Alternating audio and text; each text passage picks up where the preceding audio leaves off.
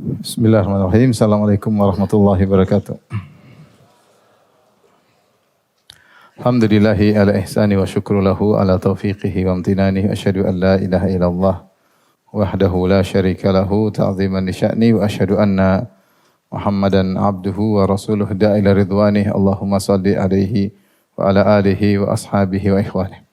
Hadirin hadirat yang dirahmati Allah Subhanahu wa taala, kita masih melanjutkan tentang bahasan kita muqaddimah tentang ilmu akidah.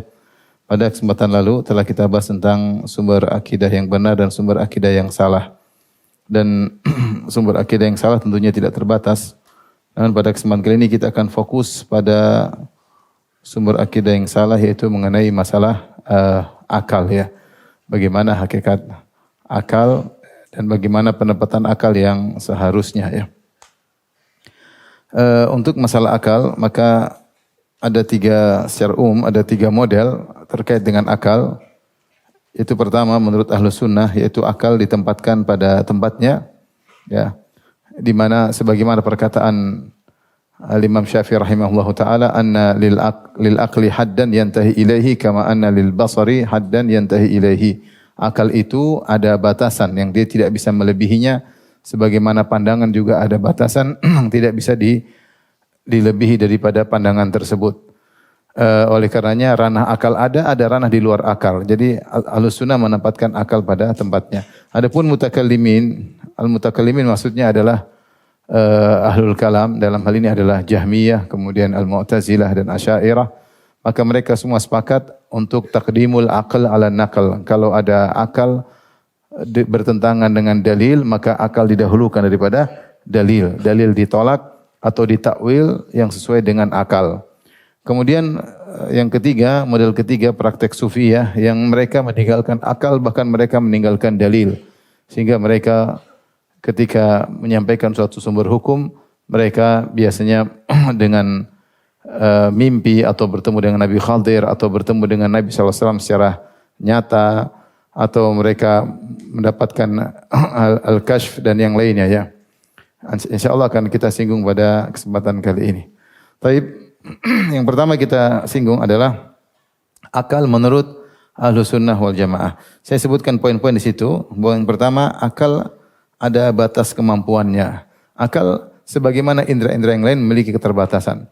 Mata punya keterbatasan. Kalau dilihat di balik tembok, mata sudah tidak bisa melihat. Terlalu kecil, mata juga tidak bisa melihat. Ada banyak hal yang bersamaan dengan kita nyata, tapi kita tidak bisa melihat dengan langsung karena pandangan kita terbatas. Demikian juga kalau gelap, kita juga nggak bisa melihat karena tidak ada cahaya.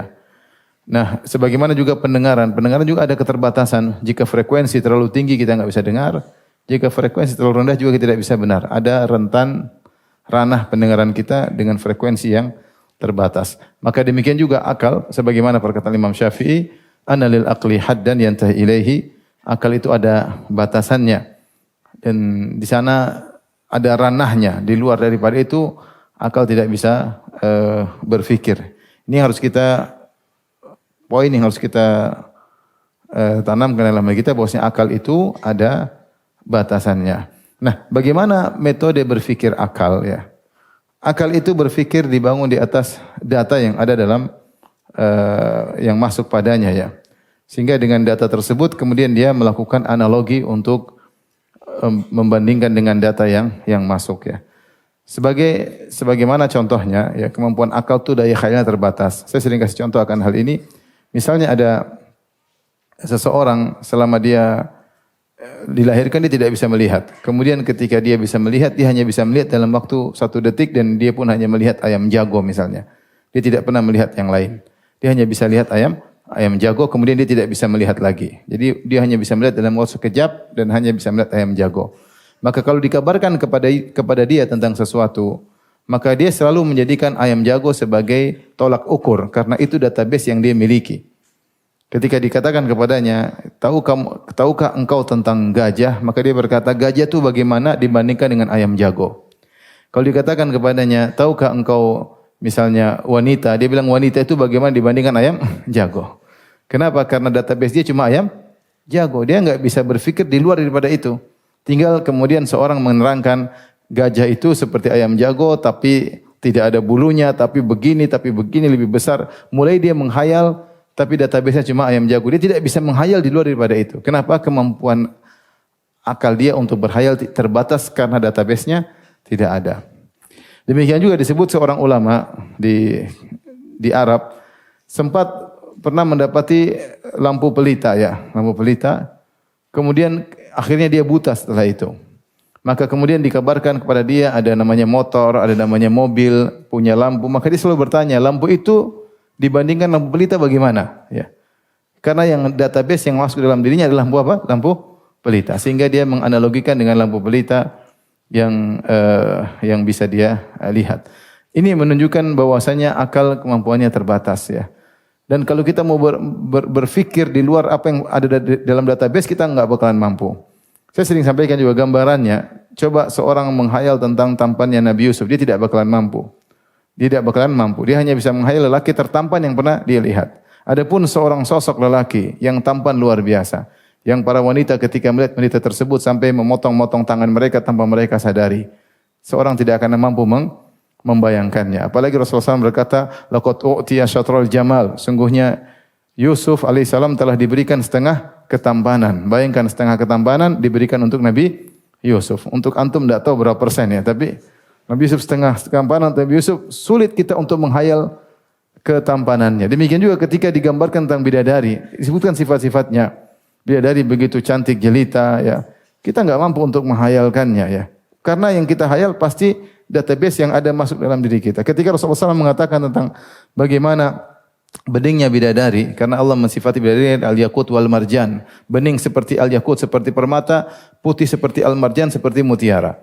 Kemudian Rasulullah SAW mengatakan, innahu yura mukhu saqaiha min wara'il lahmi minal hasan.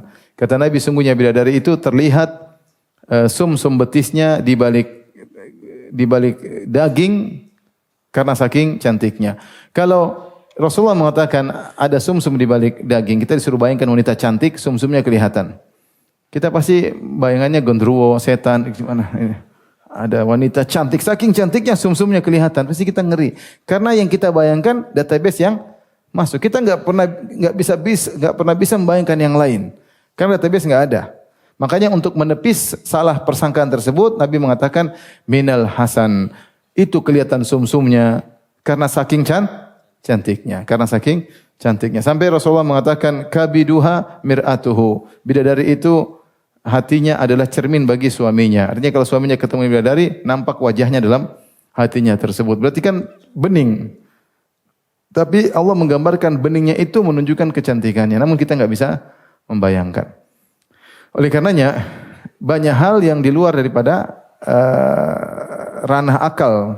Ketika database tidak ada, maka seorang tidak bisa menghayal lebih daripada kemampuan akalnya. Contoh seperti ketika Allah berbicara tentang ruh. Wa yas'alunaka 'anir ruh. Qulir ruhu min amri rabbi. Mereka bertanya kepada engkau tentang ruh.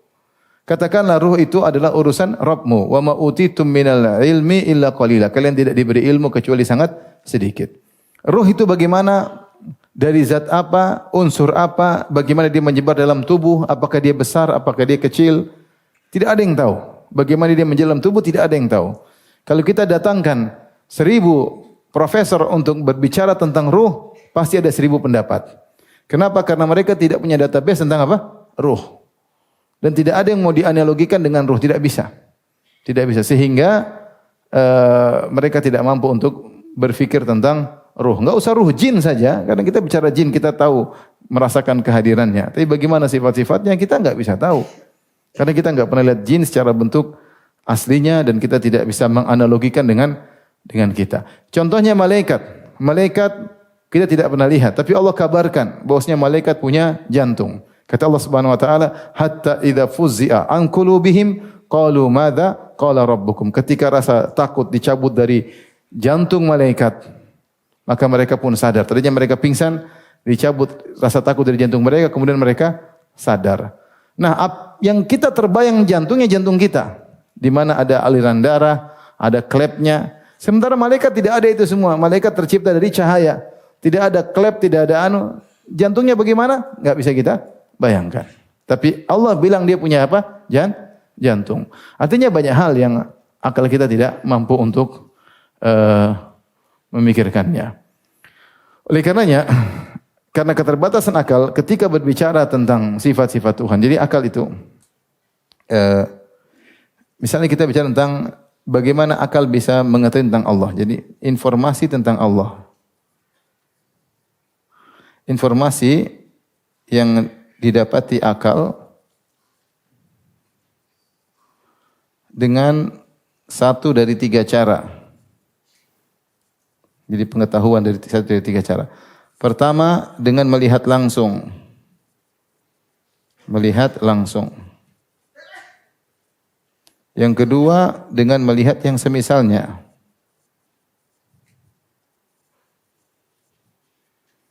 Ya. Informasi sesuatu tentang sesuatu ya, tentang sesuatu. Hakikat sesuatu.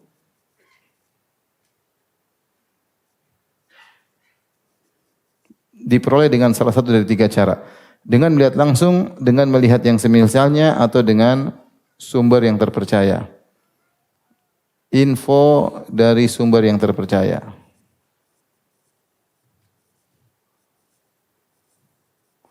Taib. Kalau kita bicara tentang suatu kota, mungkin kita bisa lihat langsung. Lihat kota, saya pernah lihat langsung. Atau mungkin kita enggak pernah lihat langsung, tapi kita bilang, misalnya ditanya, tahu enggak kota Sorong? Saya enggak pernah lihat langsung. Saya pernah lihat langsung, antum enggak pernah lihat langsung. Tapi mungkin ada yang bilang kota Sorong itu mirip seperti kota ini misalnya. Di Jawa seperti gini. Kenapa? Ada yang bisa dianalogi, mirip dengan kota Sorong sehingga bisa dianalogikan untuk dijelaskan. Ya. Itu contohnya kita mengetahui dengan melihat yang semisalnya. Kalau tidak, kita enggak tahu sama sekali, ada yang kasih informasi. Misalnya tentang kota New York. New York tuh kotanya begini-begini. Kita enggak pernah lihat langsung, tapi dikasih informasi. Ini kota beda dengan Bekasi misalnya. Begini. Taib. Jadi sesuatu, hakikat suatu kita bisa tahu dari tiga cara ya. Taib. Sekarang kita terapkan misalnya hakikat ruh. Ruh bisa lihat langsung enggak? Enggak. Melihat yang semisalnya ada enggak? Enggak ada. Informasi ada tapi terbatas. Ruh informasi terbatas. Sesuai dengan yang dalam Al-Quran, dalam hadis, ruh ya seperti itu. Di luar daripada itu kita enggak bisa membayangkan. Karena tidak ada yang semisal dengan ruh. Taib. Sekarang kita terapkan pada Allah. Hakikat tentang Allah Subhanahu Wa Taala. Kita pernah melihat langsung Allah enggak? Lihat langsung. Kita lihat Allah misalnya tentang Allah. Pernah melihat langsung? Jawabannya tidak pernah. Karena tidak mungkin seorang pernah lihat Allah. Siapapun tidak ada pernah Allah di dunia ini. Kata Nabi SAW, ta'allamu annakum lan tamutu, annakum lan taraw rabbakum hatta tamutu. Dalam Sahih Muslim kata Nabi SAW, ilmuilah, kalian tidak bakalan bisa melihat Allah sampai kalian meninggal dunia. Kalian tidak akan bisa melihat Allah. Makanya Nabi Musa alaihissalam ketika minta untuk melihat Allah, Rabbi arini anzur ilaik. Nabi Musa rindu untuk melihat Allah setelah mendengar berbicara dengan Allah, dia merasa bahagia, dia ingin lihat langsung. Dia berkata, Rabbi arini anzur ilaik. Ya Allah, perlihatkanlah dirimu. Kata Allah, lan tarani, walakin anzur ilal jabali fa in istaqarra makanahu fa sawfa tarani. Tapi lihatlah kepada gunung. Kalau gunung tersebut masih kokoh, kau akan bisa melihatku. Falamma tajalla rabbuhu lil jabali ja'alahu dakka wa kharra Musa sa'iqa. Ketika Allah bertajalli, mulai menampakkan dirinya di gunung, gunung pun hancur dan Musa pun pingsan. Artinya tidak mampu untuk melihat Allah. Keterbatasan mata. Mata melihat matahari tidak mampu. Mata melihat matahari tidak mampu. Mau paksakan kita enggak mampu, malah sakit. Apalagi melihat keagungan Allah Subhanahu wa taala secara langsung dengan fisik manusia sekarang tidak bakalan mampu. Makanya Nabi Muhammad SAW ketika Isra Mi'raj dan sudah dekat dengan Allah Subhanahu wa taala, maka beliau ditanya oleh sahabat, "Hal ra'aita rabbak?" Apakah kau lihat Allah ya Rasulullah? Kata Rasulullah SAW, "Nurun anna arahu." Ada cahaya yang menghalangi. Bagaimana aku bisa melihat Allah Subhanahu wa taala? Jadi melihat Allah secara langsung tidak mungkin. Maka sumber informasi dari model pertama terputus. Taib, melihat yang semisalnya juga tidak mungkin karena Allah berfirman, "Laisa kamitslihi syai'." Tidak ada sesuatu pun yang serupa dengan Allah. Kita enggak mampu untuk menghayal karena database tidak ada. Tidak ada. Yang ada semua makhluk. Adapun Allah Khalik. Tidak ada yang semisal dengan Allah Subhanahu wa taala. Maka yang ada tinggal info dari sumber terpercaya, yaitu dari Al-Qur'an dan As-Sunnah. Ini saja. Dan kita terima apa yang Allah kabarin, kita terima. Tidak perlu kita khayalkan, tidak perlu kita tasbihkan, kita terima, kita paham maknanya, adapun hakikatnya tidak bakalan kita mengetahuinya. Makanya di antara kaidah Ahlussunnah, qat'ut tama' an idrak hakikatis sifat. Ya. Karena kita harus memutus keinginan untuk mengetahui hakikat sifat Allah, enggak mungkin. Karena pembicaraan tentang sifat adalah far'un anidzat. Seorang yang ingin tahu sifat-sifat Allah, dia harus tahu zat Allah. Kalau dia tidak tahu zat Allah, dia tidak bakalan mengetahui bagaimana sifat Allah Subhanahu wa taala. Makanya kalau orang tanya, kita bilang Allah punya tangan, terus dia tanya, gimana tangan Allah? Kita bilang, kau tahu enggak zat Allah? Kalau kau tahu bagaimana tangan Allah. Kalau kau enggak tahu, kau enggak bakalan tahu bagaimana tangan Allah Subhanahu wa taala. Sederhana. Pembicaraan tentang sifat adalah cabang dari pembicaraan tentang zat. Kalau seorang tidak tahu bagaimana zat Allah, dia tidak bakalan tahu bagaimana hakikat sifat-sifat Allah Subhanahu wa taala. Oleh karenanya, kita tidak mungkin bisa menghayal tentang Allah, kita tidak mungkin bisa menganalogi tentang Allah karena akal kita terbatas, database tidak ada. Oleh karenanya, yang bisa kita lakukan hanya beriman kepada Al-Quran dan Sunnah tentang sifat-sifat Allah, dan yang paling tahu tentang dirinya adalah siapa? Allah sendiri. Yang paling tahu tentang dirinya adalah Allah sendiri. Kenapa orang mengatakan Allah tidak punya tangan, Allah tidak punya wajah? Karena otak dia langsung pakai database manusia. Itu salahnya di situ. Paham?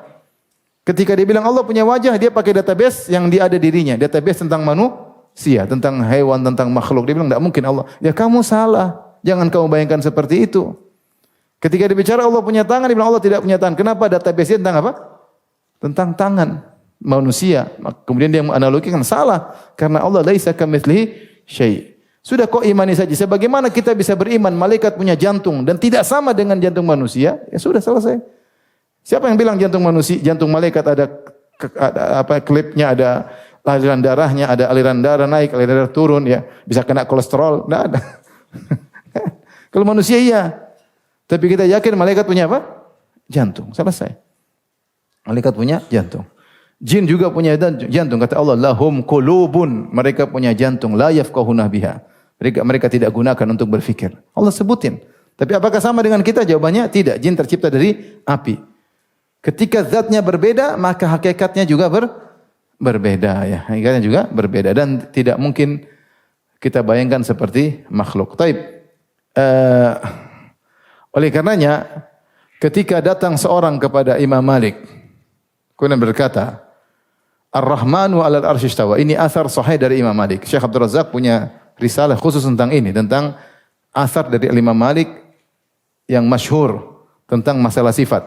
Ketika ada seorang datang bertanya kepada Imam Malik, Ya Abu Abdullah, Ar-Rahmanu 'alal arsy istawa. Wahai Imam Malik, bukankah Allah berfirman, Allah beristiwa di atas arsy? Maka kemudian dia berkata, Kaifastawa? Bagaimana cara Allah beristiwa? Disitulah Imam Malik kemudian tunduk, kemudian dia berkeringat, kemudian dia marah. Kemudian dia berkata dengan perkataan yang masyhur, dia mengatakan al-istiwa'u ma'lum. Istiwa maknanya kita paham, di atas. Wal kaifu majhul. Bagaimananya tidak ada yang tahu. Wal imanu bihi wajib. Beriman tentang Allah beristiwa di atas arsy wajib, karena ini informasi dari Allah. Info dari mana? Allah. Was-su'alu anhu bid'ah. Bertanya tentang bagaimananya adalah apa? Bid'ah. Tentang bagaimana bid'ah. Karena tidak mungkin seorang mengetahui. Taib, saya kasih contoh tentang istiwa agar kita lebih jelas tentang perkataan Imam Malik tersebut. Tentang lafal istiwa yang artinya di atas. Datang dalam Al-Qur'an, ada penggunaan lafal istiwa. Lafal al-istiwa. Yang pertama terkait Allah. Terkait Allah di atas arsy. Beristiwa di atas arsy. Istiwa di atas arsy. Yang kedua, makhluk di atas makhluk. Makhluk beristiwa di atas makhluk yang lain.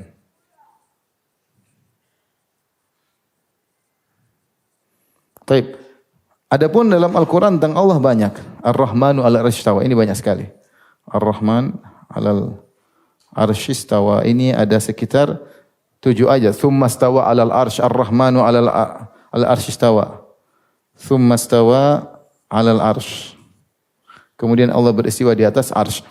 Taib. Adapun yang terkait makhluk dengan makhluk juga ada beberapa. Di antaranya istiwa Nabi Nuh di atas kapal, atau istiwanya manusia di atas tunggangan.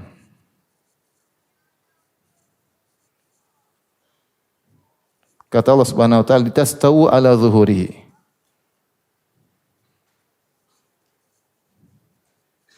Kata Allah, agar kalian beristiwa di atas tunggangan. Agar kalian beristiwa di atas tunggangan. Antum bisa bayangkan istiwanya manusia di atas tunggangan? Bisa. Karena antum tahu manusia, antum tahu kuda. Tahu enggak? Antum tahu manusia, antum tahu himar. Ketika dikatakan si fulan beristiwa di atas himar, antum bisa bayangkan. Karena zat yang di atas antum tahu, zat yang di bawah juga antum tahu. Mudah. Kemudian juga misalnya, Allah berfirman tentang istiwa Nabi Nuh di atas kapal. Istiwa manusia di atas kapal.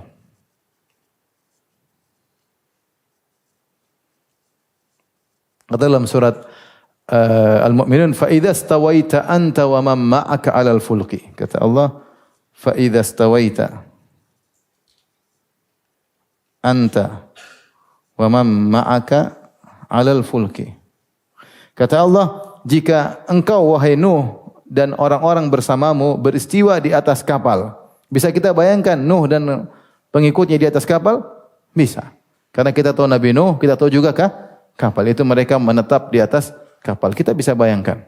Karena kita tahu Nabi Nuh manusia, meskipun enggak pernah lihat Nabi Nuh, tapi kita bisa menganalogikan Nabi Nuh manusia. Di atas kapal kita bisa menandakan zatu al-wahin wa dusur. Kapal Nabi Nuh sederhana, dari papan dipaku, sederhana. Kemudian contohnya yang ketiga, misalnya kapal di atas gunung. Istiwa kapal di atas gunung. Yaitu kapal Nabi Nuh. Kata Allah Subhanahu wa taala, "Wastawat 'alal judi." Maka kapal Nabi Nuh beristiwa di atas gunung Judi. Ya, kira-kira kita tahu gunung seperti apa, kapal seperti apa, kita bisa bayangkan. Demikian juga Allah sebutkan istiwa pohon di atas batangnya, ya.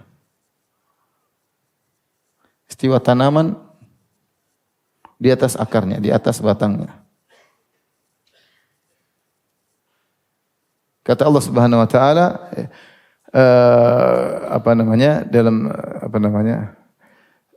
wastawat ala suqihi yu'jibu az-zurra'a Muhammadur Rasulullah walladzina ma'u asyaddu al-kuffar hama bainahum tarahum ruk'an sujada yabtaguna fadlan minallahi wa ridwana simahum fi wujuhihim min athari sujud dzalika mathalun fit Taurat mathalun fil Injili kazar'in akhraja syata'ahu fastaghlaza fastawa ala suqihi. Fastawa ala suqihi, yaitu tumbuhan kokoh di atas batangnya, ya. Sudah, kita ngerti. Ini semua kita ngerti, kita bisa paham. Kenapa database ada? Karena ada database. Ada data. Kita tahu pohon kayak apa, kita tahu akar kayak apa, kita tahu batang kayak apa, kita tahu manusia kayak apa, kita tahu gunung kayak apa, kita tahu kapal kayak apa, kita tahu hewan kayak apa. Sehingga karena kita tahu mana yang di atas, mana yang di bawah, kita bisa bayangkan. Tapi ketika kita bicara Ar-Rahmanu 'alal arsy istawa, zat Allah kita tidak tahu.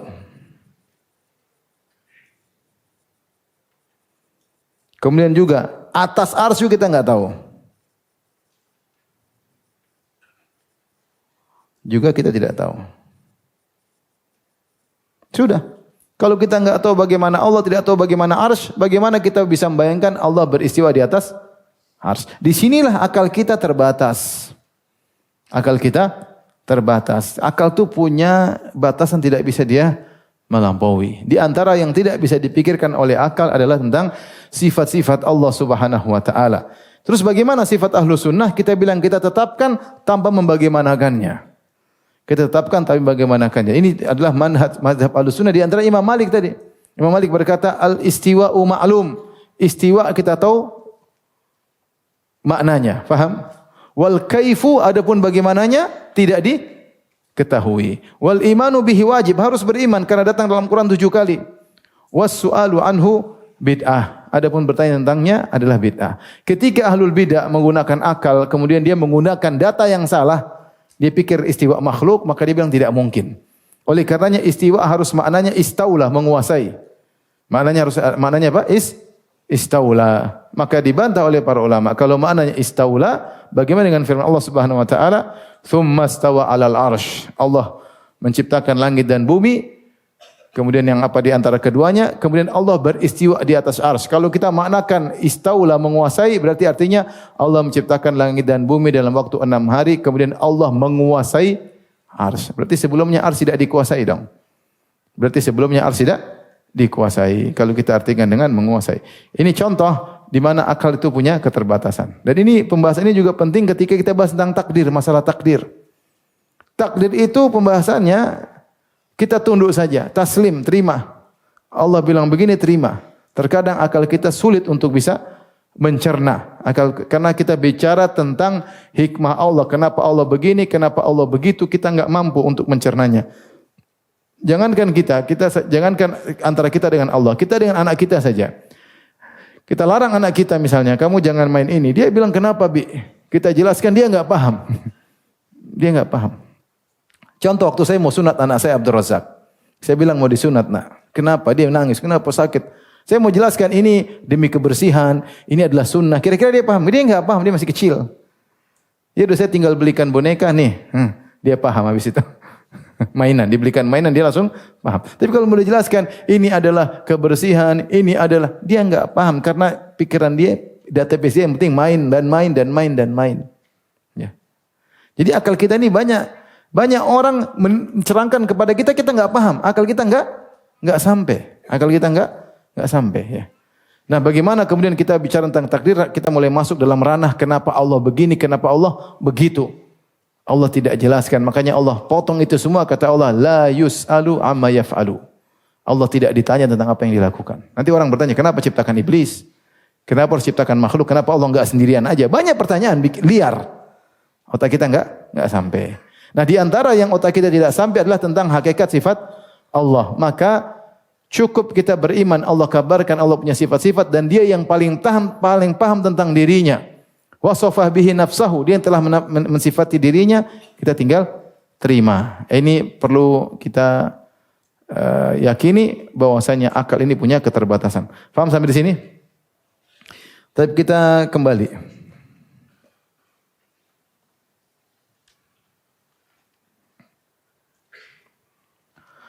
Oleh karenanya akal ada batas kemampuannya. Akal, kemudian yang kedua, akal butuh syariat. Akal itu ibarat mata butuh cahaya. Dengan cahaya maka dia bisa melihat. Ya, kalau dia bisa mengolah, dia bisa berfikir. Tapi kalau tidak ada cahaya dia tidak bisa melihat. Dia tidak bisa. Kalau tidak dibimbing maka dia akan tidak terbimbing. Kemudian yang ketiga, syariat tidak mendatangkan perkara-perkara yang tidak masuk akal, tetapi syariat mendatangkan perkara-perkara yang akal tidak sampai. Ada bedanya. Syariat tidak mendatangkan perkara kontradiktif, tapi syariat menjelaskan perkara-perkara yang terkadang akal kita tidak sampai. Ya. Tapi ada hakikatnya, akal kita tidak sampai. Yang keempat, tidak mungkin syariat bertentangan dengan akal.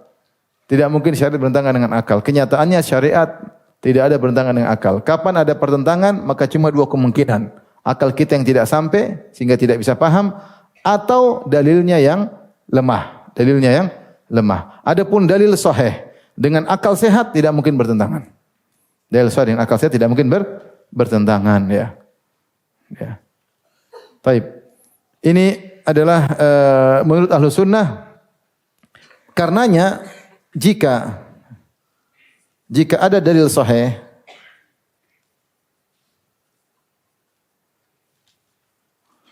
yang akal kita tidak sampai, maka kita terima dalil tersebut. Kita terima dalil tersebut. Jangan bilang tidak masuk akal ya. Tapi akal kita memang tidak sampai, ya, tidak sampai. Seperti kita beriman, Allah menciptakan iblis, kita beriman. Kenapa Allah ciptakan iblis? Kita enggak tahu. Udah selesai. Pokoknya Allah punya hikmah. Bahkan iblis minta izin. Rabbi, ya, anzirni ila yaumi yub'atsun. Ya Allah, tunda kematianku sampai hari kiamat buat aku menggoda Adam dan keturunannya. Allah izinkan enggak?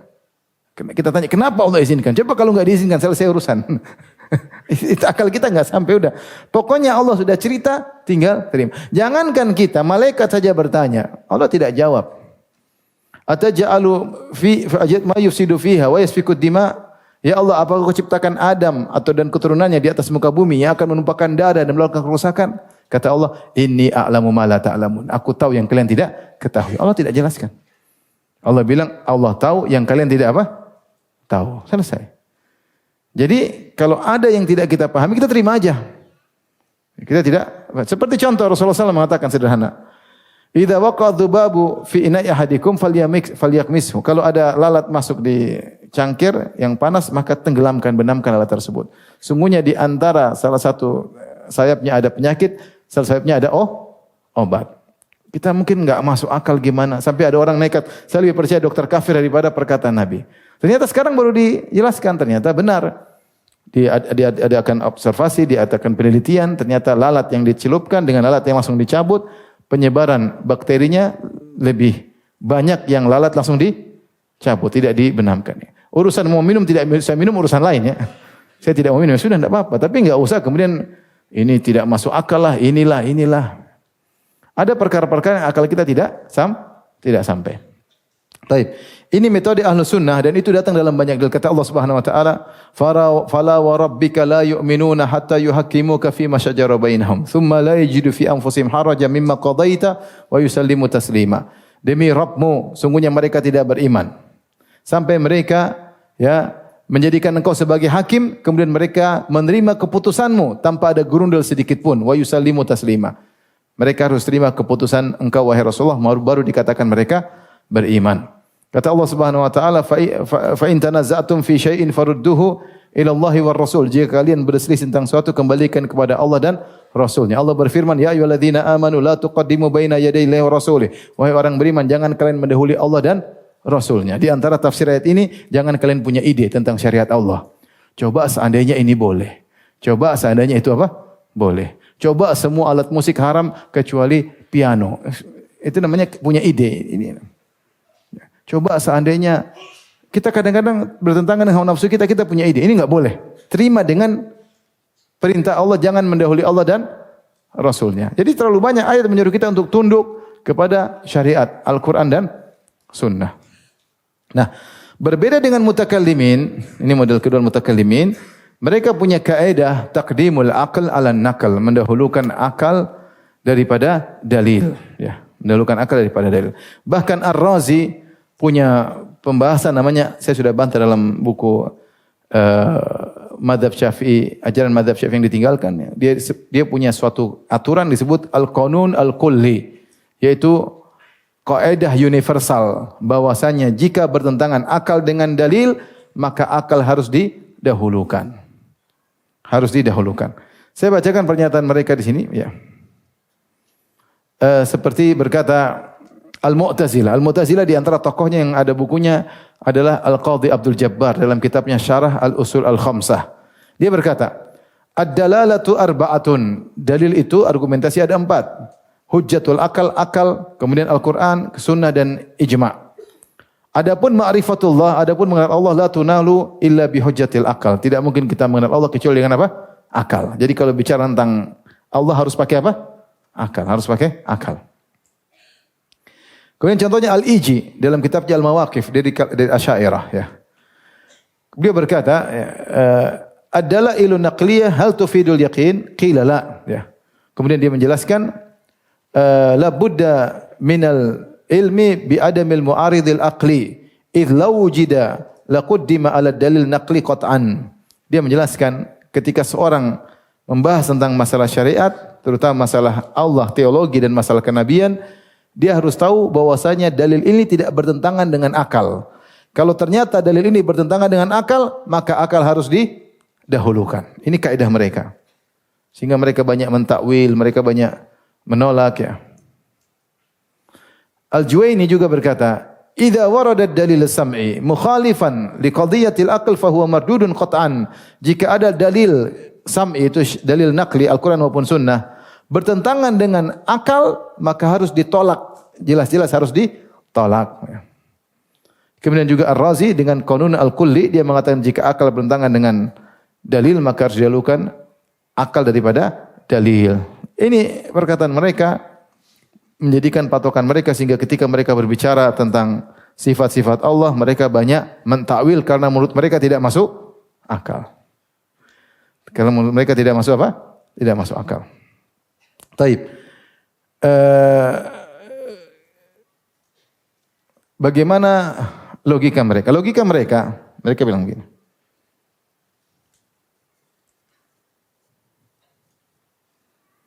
Kata mereka, Tuhan diketahui, kita beriman dengan Tuhan karena ditunjukkan oleh akal. Kita beriman dengan Tuhan, adanya Tuhan, karena akal yang menunjukkan hal tersebut, karena akal kita yang menunjukkan hal itu.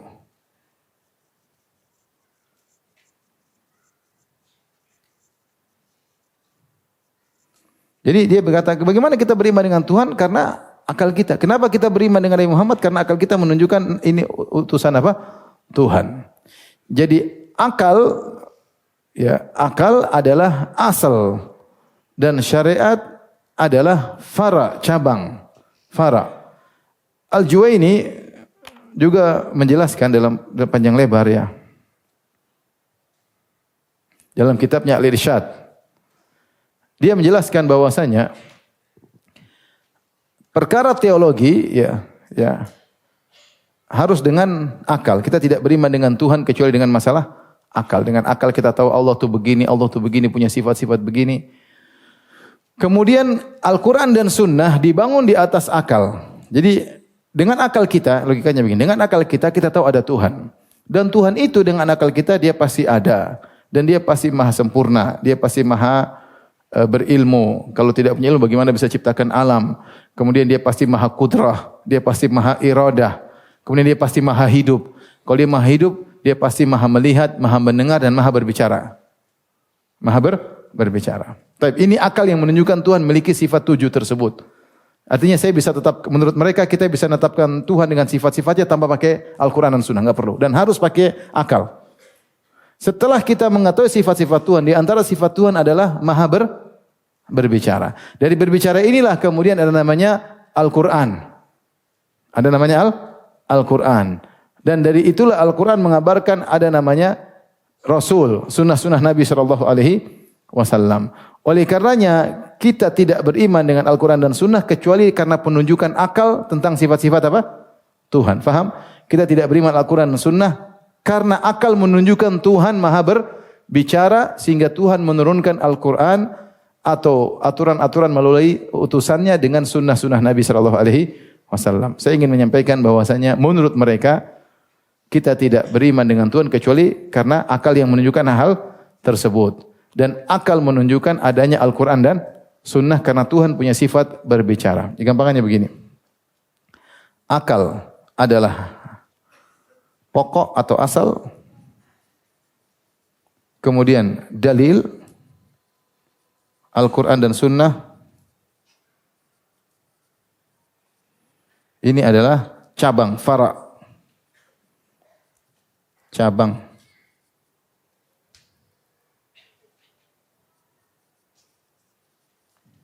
Ini adalah cabang ya. Perhatikan, akal adalah pokok, fara adalah cabang. Jika pertentangan antara akal dan fara, maka didahulukan asal. Jika kontradiktif, maka didahulukan asal, yaitu akal. Karena akal yang membenarkan adanya Tuhan. Akal yang membenarkan adanya Al-Quran dan Sunnah. Maka ketika bertentangan, kita harus kembali kepada akal. Karena akal adalah sumber pembenaran. Akal adalah sumber dalil. Dia adalah argumentasi yang pertama sebelum Al-Quran dan Sunnah. Ini logika sederhana. Logika sederhana mereka.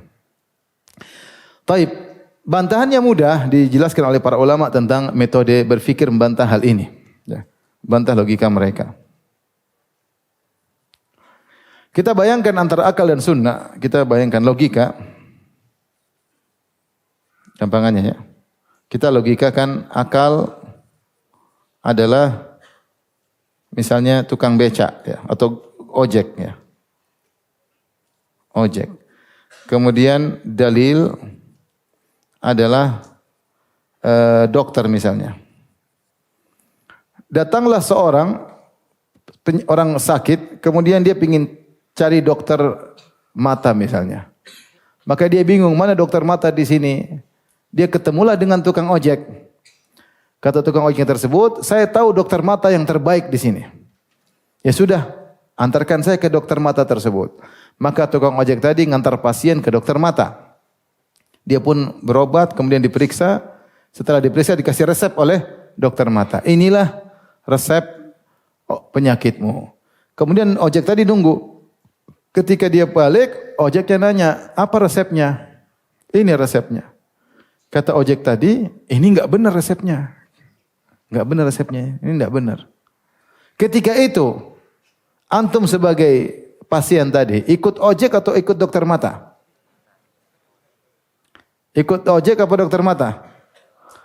Kalau antum ikut dokter mata, ojek akan bilang, saya kan tunjukkan kamu itu dia dokter mata. Kamu harus percaya sama saya. Karena kamu sudah percaya saya sejak awal. Kamu percaya sama saya, itu dokter mata. Nah, kamu harus percaya sama saya. Jadi harus ikut ojek, bukan dokter mata. Begitu. Ini kira-kira logika mutakallimin, sederhananya. Mereka bilang, kamu harus ikut ojek. Kenapa? Karena ojek yang menunjukkan tentang dokter mata yang mana. Dokter mata cabang, ojek adalah asal. Bantahannya mudah, kita bilang, ketika ojek menunjukkan dokter mata dan penunjukannya benar, harusnya kita melanjutkan konsekuensi dokter mata, yaitu kita percaya dengan apa? Resepnya. Karena ojek sudah nunjuk yang benar, kecuali ojek sejak awal salah nunjuk. Dia tunjuk tukang bengkel, itu baru. Maka kita bilang sama ojek, justru karena saya percaya sama kamu, makanya saya terima resep dari dokter. Kalau saya tidak percaya sama kamu, kalau saya tidak terima resep dokter ini, berarti saya tidak percaya sama kamu. Berarti kamu tadi awal salah nunjuk. Paham atau tidak? Tugas akal sudah cukup menunjukkan ini Tuhan.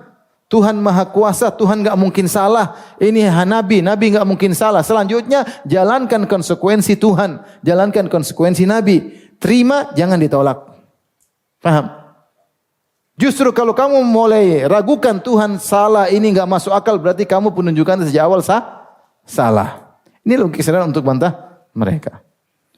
Konsekuensi kita beriman Allah adalah Tuhan, berarti semua perkataannya benar. Konsekuensi kita beriman Rasulullah adalah utusan Tuhan, tidak mungkin salah. Baik, ini bantahan pertama. Bantahan kedua.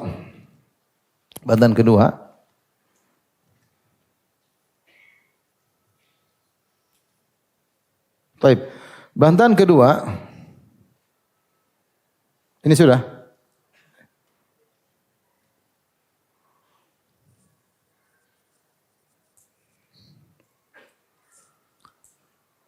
Kalau akal jadi patokan,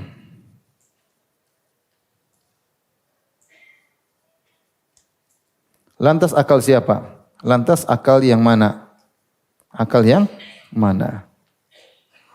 Akal yang mana mau jadi patokan? Mau akal Jahmiyah atau akal Mu'tazilah atau akal Asy'ariyah? Sedangkan mereka saja yang sepakat mendahulukan akal, mereka juga berselisih. Mu'tazilah sama Asy'ariyah terus bertengkar, padahal sama-sama sepakat harus mendahulukan apa? Akal. Namun tatkala akalnya Mu'tazilah beda dengan akalnya Asy'ariyah, maka produknya pun berbeda. Maka kita bilang kalau kita terima kaidah kalian akal didahulukan daripada dalil, akal mana yang mau dipakai? Akal falasifah Yunani ataukah akal falasifah Ibnu Sina dan Al-Farabi ataukah akal Mu'tazilah Al-Qadhi Abdul Jabbar dan yang lainnya, ataukah akal Asy'ariyah? Ini 4 mazhab yang berbeda semua tentang sifat-sifat Allah. Mau akal yang mana? Mau akal yang mana?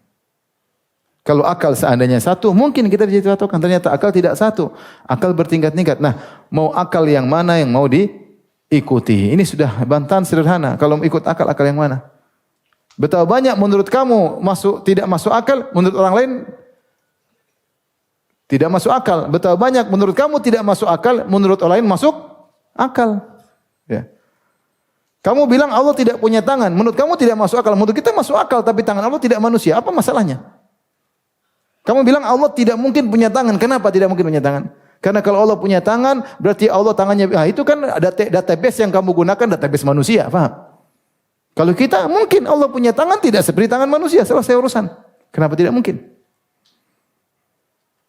Kalau menggunakan akal-akal, nanti kita kalah dengan akal ateis yang mengatakan Tuhan tidak mungkin ada. Karena akal mereka mengatakan Tuhan tidak ada. Terus mau akal siapa mau dipakai? Ada Al-Quran Sunnah dibuang. Kata Al-Imam Malik, ya laita syi'ri bi ayyi aqlin yuzanul kitab wa sunnah. Katakan kepadaku, dengan akal siapa kita mau menimbang Al-Quran dan Sunnah? Al-Quran dan Sunnah harusnya barometer akal manusia. Bukan akal manusia menjadikan barometer bagi Al-Quran dan Sunnah. Al-Quran Sunnah yang memfilter akal manusia, bukan akal memfilter Al-Quran dan Sunnah. Taib, kita lanjutkan bantahan pertama tadi. Bantahan pertama logika ojek dan dokter ya. Kalau ojek sudah menunjukkan dokter ya apa konsekuensi dokter harus kita jalankan.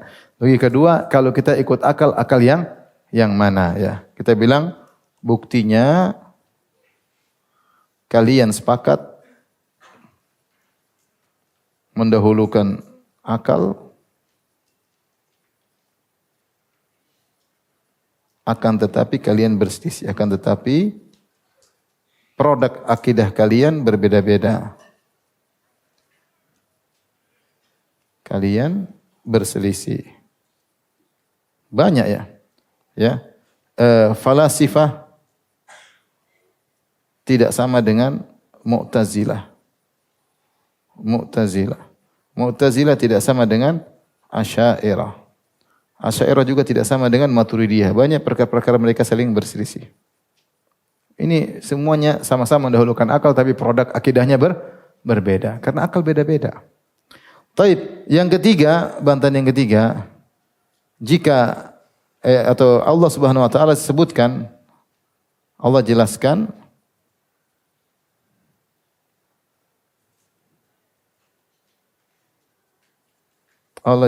ada kaum yang tidak menggunakan akal sebagaimana mestinya. Ada orang-orang yang tidak menggunakan akal yang secara benar.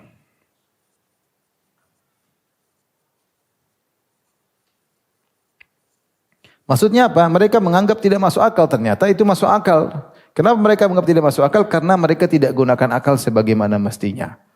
Allah berfirman misalnya, afala yatadabbaruna al-Qur'an am ala qulubin aqfaluha. Kenapa mereka orang musyrikin tidak mentadabburi Al-Qur'an? Artinya tidak menggunakan akal mereka untuk mentadabburi apa? Al-Qur'an, atau hati mereka sudah terkunci. Artinya mereka tidak gunakan akal sebagaimana mestinya ya. Allah mengatakan juga, "Qul inna ma a'idzukum biwahidatin an taqumu lillahi mathna wa furada, thumma tatafakkaru ma bisahibikum min jinnah." Hendaknya kalian kalau musyrikin coba kalian renung sendiri atau berdua-dua berfikir tentang Muhammad, apakah Muhammad gila sebagaimana kalian tuduhkan? Artinya mereka tidak menggunakan akal sebagaimana mestinya. Ya. Ya. Akal tidak digunakan. Artinya akal mereka gunakan tapi salah. Salah menggunakan akal. Nah, bisa jadi kalian salah menggunakan akal. Harusnya bukan begitu cara memahami, kok kalian menggunakan dengan cara kalian. Kita memahami sifat-sifat Allah dengan meyakini kita pahami tapi kaifiahnya tidak sama dengan makhluk. Sementara kalian berusaha memahami kaifiatnya sama dengan kaifiat makhluk, lantas kalian tolak. Kalian tidak mendengar Allah punya tangan kecuali bayangan kalian tangan Allah seperti tangan makhluk karena kalian gunakan data yang salah. Kalian gunakan data yang salah. Ya. Baik, berikutnya yang keempat.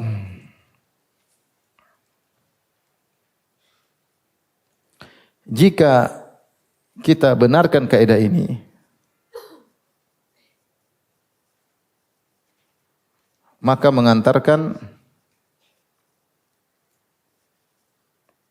rusak akidah dan syariat. Saya kasih contoh ya. Banyak sekali orang pakai akal. Saya contohkan Ibnu Sina saja.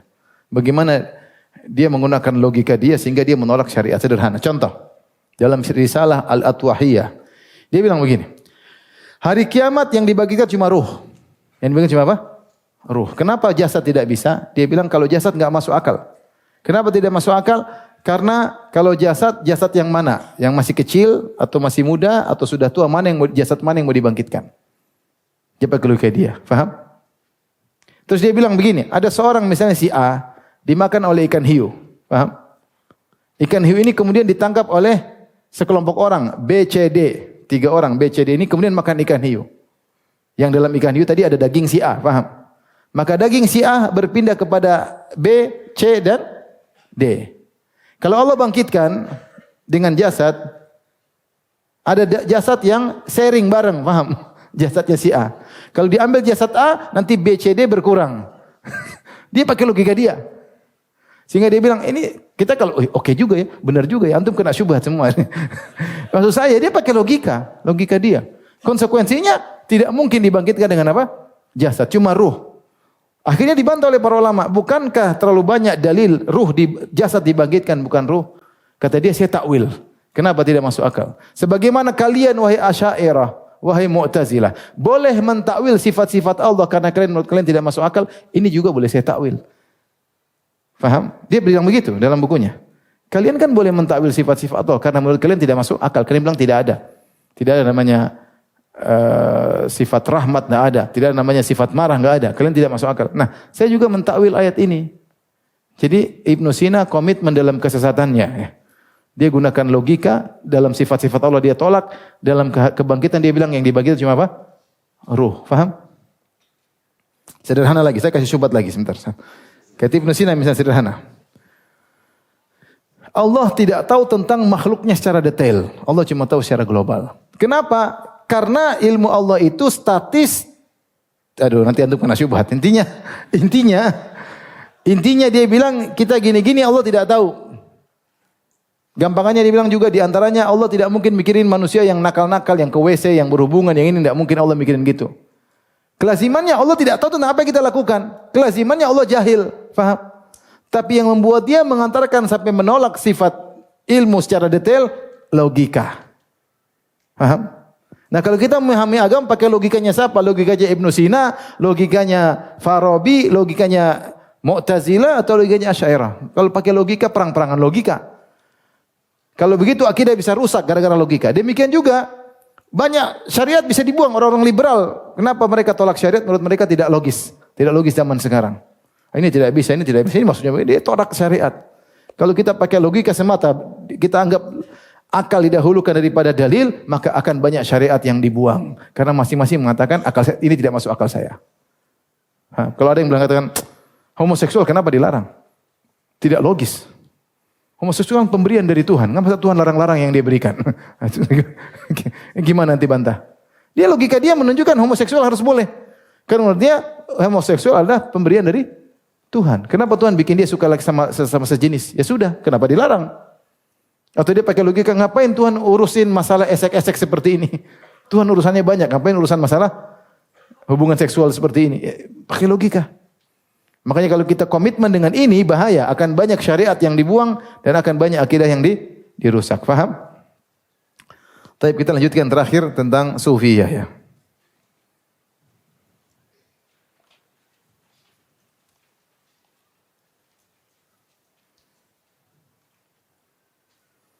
Tadi kita sebutkan kedudukan akal menurut orang Sufiyah, poin ketiga ini. Mereka meninggalkan akal dan dalil. Dan subhanallah lihat Ar-Razi, dia mutadzabdzib. Dia menolak sifat-sifat. Di akhir buku dia dalam kitab Al-Matalibul Al-Aliyah, dia menyatakan Allah harus ditetapkan sifat-sifat ikhtiyariyah. Saya nukil dalam syarah Aqidah Wasithiyah. Itu di akhir hayat dia. Setelah dia menolak habis-habisan, di penghujung hayat dia mulai sadar. Ya. Dia perang logika. Sampai disebutkan di antara salah satu syairnya, dan ini syair sabit dari dia, sebenarnya dijelaskan oleh Syekh Saleh Sindi dalam risalah tentang syair yang diucapkan oleh Ar-Razi di akhir hayatnya. Dia berkata, "Nihayatu ikdamil uquli iqalu wa ghayatu sa'yil alamina dhalalu." Kata dia, ujung dari mendahulukan akal hanyalah terikat. Iqal itu terikat. Itu enggak bisa apa-apa. Ujung dari kita mendahulukan akal hanyalah kekakuan. Wa ghayatu sa'yil alamina dhalalu, dan usaha orang-orang untuk mendahulukan akal, mencari ini, mencari semuanya kesesatan. Walam nastafid min bahthina tula umrina. Saya tidak mendapatkan faedah dari perjalanan panjang pencarian saya, siwa an jama'na fihi qila wa qalu. Hanya kumpulkan katanya begini, katanya begini, katanya begini, katanya begini. Sebenarnya dia mengatakan apa? Arwahuna fi wahsyatin min jusumina wa hasilu dunyana adan wa balu. Intinya dia mengatakan, saya sudah berusaha cari perjalanan panjang, akhirnya cuma saya mengumpulkan qila wa qalu, qila wa qalu. Dia bingung ya. Kemudian juga berkata, laqad ta'ammaltu turuqal kalamiyah wal manahij al falsafiyah. Sungguh aku telah mengamati tentang pembahasan ilmu kalam, kemudian pembahasan filsafat. Fama ra'aituha tashfi alilan wala tarwi ghalilan. Aku tidak mendapati itu bisa menghilangkan penyakit dan tidak bisa menghilangkan dahaga. Tidak bisa. Wa ra'aitu aqrabat turuqi tariqatal Qur'an. Aku lihat jalan yang paling bagus Al-Qur'anul Karim. Aqra' fil itsbat, aku baca dalam pendapatan sifat Ar-Rahmanu 'alal 'arsy istawa. Ilaihi yas'adul kalimut thayyibu wa aqra' fil nafyi, dan aku membaca tentang penafian laisa kamitslihi syai'. Ya. Kemudian dia berkata di akhirnya, "Wa man jarraba misla tarjibati arafa misla ma'rifati." Siapa yang sudah mencoba apa yang aku lakukan, dia akan tahu tentang pengetahuan. Dia menyesal di akhir hayatnya ya, karena sibuk dengan ilmu kalam, hanya jidal, katanya begini, katanya begitu, katanya dia berubah-ubah pendapatnya. Itulah Ar-Razi. Tapi kita langsung pada berikutnya, Sufiyah. Sufiyah adalah kalimat yang sulit untuk dibuat suatu definisi karena Sufiyah terlalu banyak macam-macamnya, terlalu banyak model-modelnya. Ada Sufiyah dalam ibadah, ada Sufiyah dalam zuhud, ada Sufiyah dalam akidah, ada tarekat, masing-masing tarekat punya cara ibadah sendiri ya.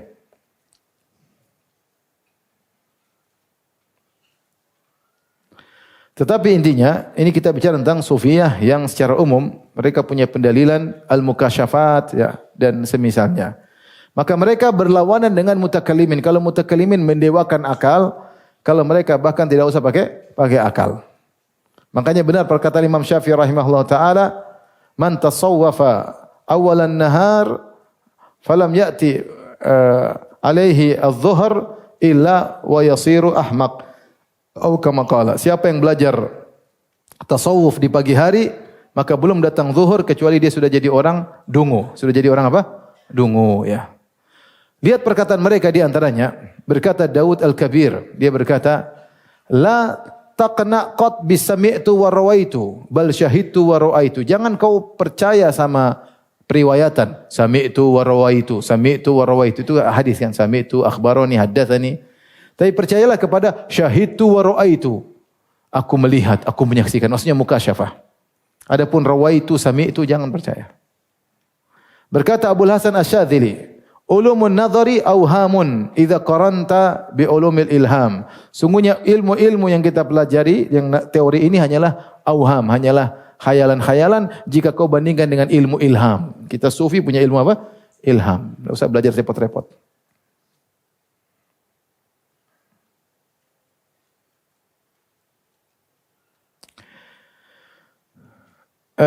Demikian juga mirip perkataan ini seperti perkataan Al-Ghazali dalam Ihya Ulumuddin. Dia berkata, "Fal anbiya wal awliya in kashafa lahumul amr wa fadha ala sudurihim an-nur la bi ta'allum wad dirasa wal kitaba lil kutub bal bizuhdi fid dunya wa tabarri min alaiqiha wa tafrighil qalbi min syawaghiliha wal iqbal bi kunhil himmah ala Allah taala." Para nabi dan para wali. Kalau para nabi jelas enggak usah belajar, memang wahyu dari Allah. Tapi kata dia para wali juga demikian. Terbuka bagi mereka perkara-perkara dan masuklah ilmu cahaya Allah dalam dada mereka, tidak perlu belajar, tidak perlu belajar. Ya, kalau nabi iya, kalau selain nabi harus apa? Belajar. Rasulullah berkata innamal ilmu bitta'allum, innamal ilmu bitta'allum. Oleh karenanya mereka punya cara dapat ilmu macam-macam di luar daripada apa yang kita pelajari dari Al-Qur'an dan Sunnah. Contoh seperti ngaku metode apa? Metode Sufiyah. Dalam berdalil, dalam beragama atau berdalil. Di antaranya contohnya apa? Satu, ngaku ketemu Nabi di alam sadar. Ketemu Nabi yaqzah. Disebut apa? Yaqzah. Yaqzah itu kondisi sadar. Ini banyak mereka bilang demikian ya, banyak.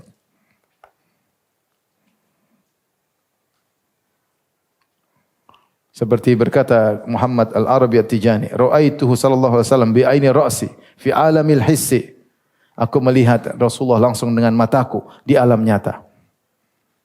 Kemudian apa ma yatba'uha min al-akhdhi anhu wa su'alihi amma ya'ridu wa musyawaratu fil amr wa nahwi dzalik.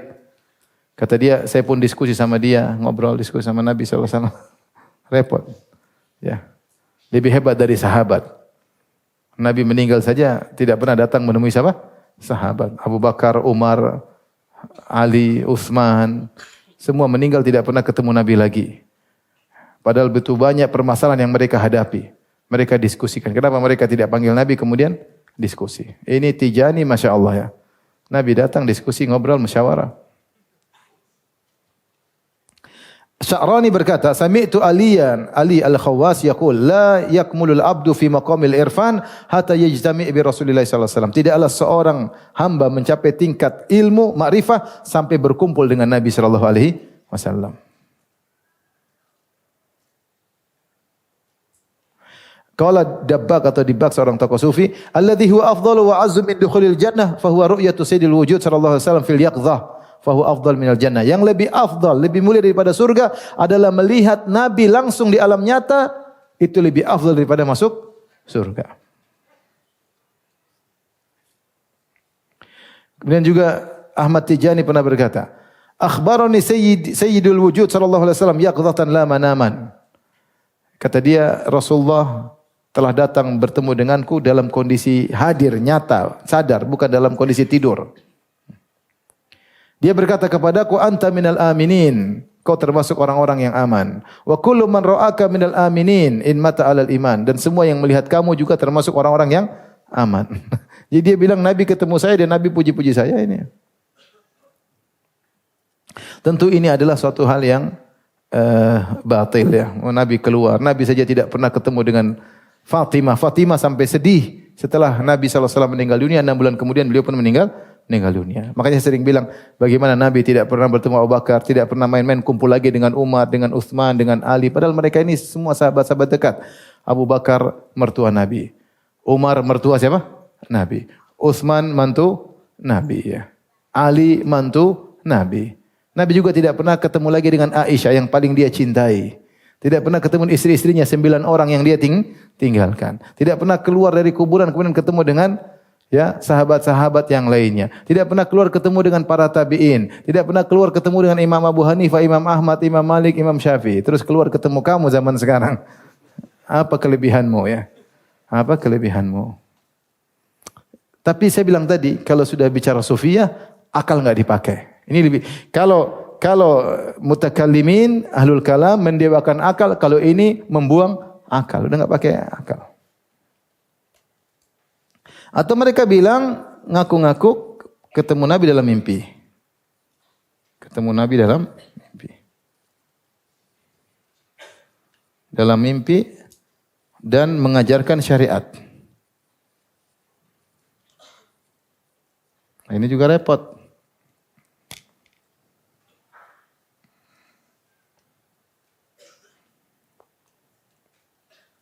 Seperti yang dilakukan oleh siapa? Oleh Ibnu Arabi dalam Fususul Hikam.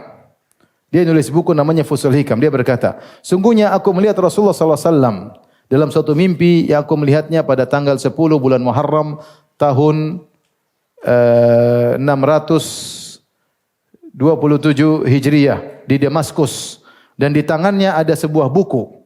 Dan dia berkata, wahai Ibnu Arabi, hadza kitabu Fususul Hikam. Inilah buku Fususul Hikam. Keluarkanlah dia kepada manusia agar mereka bisa mengambil manfaat dari buku ini. Aku pun berkata, aku mendengar dan aku taat wahai Rasulullah.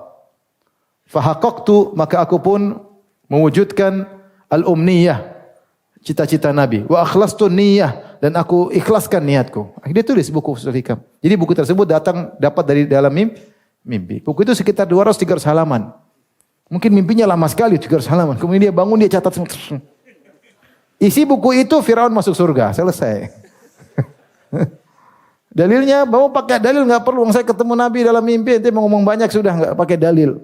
Selesai. Demikian juga misalnya As-Sayyadi, salah satu tokoh sufi Rifaiyah. Ketika dia berdalil dengan benarnya maulid Nabi, dia berkata, Ra'a ahadus salihin an-nabiy sallallahu alaihi wasallam. Ada seorang saleh bertemu dengan Nabi dalam mimpi. Fasa'alahu an qira'atil maulid alladhi yusna'u min ajlihi. Maka dia pun bertanya, Rasulullah, apa hukum baca sejarah dalam perayaan maulid yang dilakukan untuk engkau? Kata Rasulullah sallam, man fariha bina farihna bihi. Siapa yang senang dengan kami, kami pun senang dengan dia. Sudah, selesai, enggak usah pakai dalil. Mimpi bilang maulid benar, selesai. Demikian juga Syekh Muhammad Al-Bajali, dia berkata, ra'aitu Nabi sallallahu alaihi wasallam fil manam. Aku melihat Nabi dalam mimpi. Faqultu ya Rasulullah, ayul amal afdal? Amal apa yang paling afdal? Kata dia, kata Nabi sallallahu alaihi wasallam dalam mimpi, wuqufuka baina yaday waliyillahi ka halbi syatin aw istiwa'i baydatin khairun laka min an ta'budallaha hatta tataqatta iraban. Kata dia, engkau berdiri di depan seorang wali, seukuran hanya memerah sapi ya. Itu lebih baik daripada engkau beribadah kepada Allah sampai tubuhmu terputus-putus, terpotong-potong. Jadi di depan wali sebentar lebih afdal dari salat tahajud sampai semalam suntuk. Walinya yang mana? Ya aku ini walinya. Lebih afdal daripada banyak ibadah. Hadisnya hadis sahih, diriwayatkan dalam mimpi. Banyak cerita-cerita begini, dalilnya mimpi, repot. Ini bikin zikir ini, bikin zikir. Termasuk hadis kopi, siapa yang minum kopi begini-begini juga hadis apa? Dalam mimpi. Selama masih ada sisa kopi sini berarti apa? Malaikat macam saya lupa isi hadisnya. Tapi tentang kopi, kau tahu minum apa? Kopi. Alhamdulillah saya pecinta kopi. Intinya sudah kalau begini, nanti ketemu lagi, sudah enggak pakai dalil, udah begini pakai logika dibuang. Ketiga ketemu Nabi Khidir ya. Kita sudah bahas kemarin ya. Mau ngomong macam-macam, saya sudah ketemu Nabi Khidir bilang begini, selesai. Orang udah enggak pakai dalil ya.